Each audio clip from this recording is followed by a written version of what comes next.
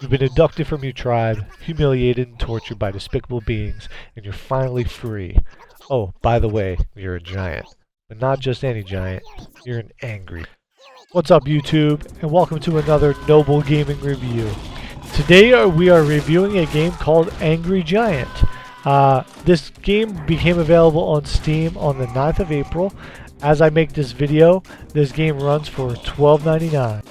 In this video I'm going to cover three main points. I'm going to cover the good, the bad, and no, not the ugly, but the price.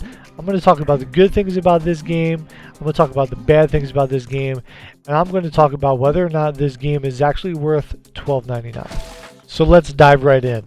The first good thing that I come across, and I think a lot of you guys will notice this right away, is the storyline. The developers of this game clearly put a lot of effort into this storyline, and actually the comedy involved. The main character in this game, the giant, he has a lot of funny jokes that he likes to crack. He cracks them towards other characters in his game, and also what's funny that I personally enjoyed was that he actually cracks jokes toward you, the player of the game.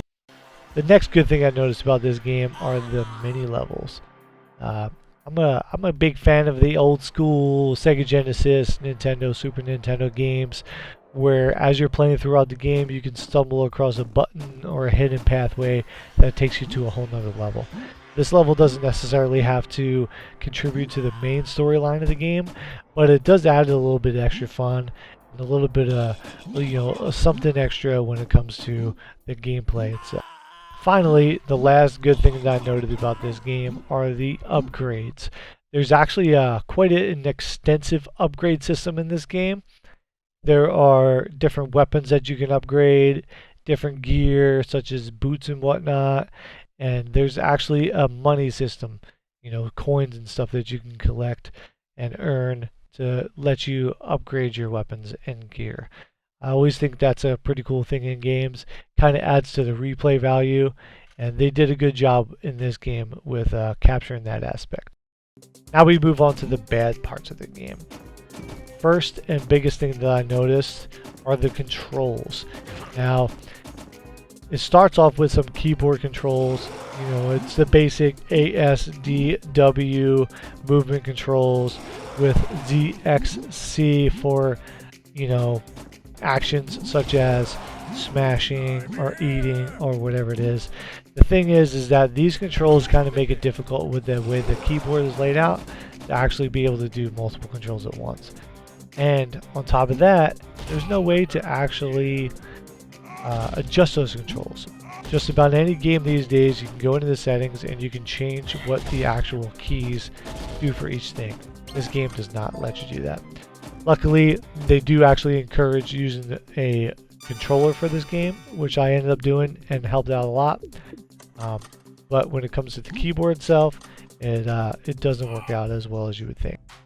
Finally, when it comes to bad things, there are some bugs in this game. Of course, just about any game these days, especially ones that are, indie developed games on Steam, a bunch of new developers that haven't put hundreds of hours into developing the game, there's going to be issues.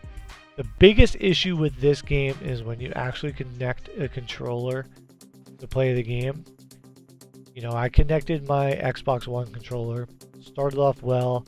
As soon as the game got to a point where it needed to vibrate, the controller vibrated non-stop for the rest of the time that I played. So that was a huge bug to me. It's something you can kind of ignore, maybe get used to, but when you're playing this game with a controller, you can expect your controller to vibrate the entire time. So let's go ahead and sum things up. Okay, so we'll start with the good. The main good thing that we touched on in the very beginning was the storyline. There's a lot of comedy involved. They actually put some effort into this storyline, and I appreciate that. So the storyline was actually pretty good. The next good thing was the secret mini levels. Just like the old school, like I said, the Genesis, Nintendo, Super Nintendo games, You know, the games are always a little bit more fun when you can play through and you can find an extra level. You know, something a little bit extra gameplay that you can tell that the developers put a little bit extra effort into it. Also, when it comes to the good, was the upgrades. You know, it adds replay value to the game when you can go through and you can upgrade your weapons, you can upgrade your gear. You know, every time you play the game, you feel like you're making a little bit more progress toward whatever that extra weapon is or that whatever that gear is that you want to get. Now, when it comes to bad things, we do have, you know, the keyboard controls. The keyboard controllers are a little rough. Luckily, they did have a system built in for controllers when it comes to the Xbox. But if you're just using the keyboard, it does kind of, the way the button layout is, it makes it a little bit difficult to control. And there's no system involved to actually be able to switch the way that the buttons are laid out. Another bad thing are the enemies in this game. You know, sometimes you're playing through, you're just kind of bashing stuff, you're moving from one part of the level to the next. You're just so overwhelmed with enemies that you just die, honestly. You know, there's not much you can do about it. It is what it is. You know, you just kind of play through that game, do your best to limit the amount of enemy contact that you can, but sometimes the enemies just become so overwhelming that, you know, there's not much you can do about it. There are bugs in the game that I guess can be considered a negative thing, but it is what it is. Again, it's an indie game. It's $12.99 on Steam. You know, there's going to be issues. When it comes to the amount of issues with this game, I'm actually surprised there's not more because they clearly put the effort into it, and I like the way that it played out. So finally, you know, it comes down to the price point. $12.99 on Steam. Do I think it's worth it? I'm going to say yes. It is worth $12.99. It's not a $60 game, of course. You know, it's got its little bit of issues, and it's not an overly complicated type of game. But at the same time, you know, it's not a $2, $3, $4, even $5 game. They clearly put effort into making this game, you know, and I think the effort that they put into it, you know, deserves the price point that they set. So I'm going to say yes. Overall, worth $12.99. Thanks for tuning in.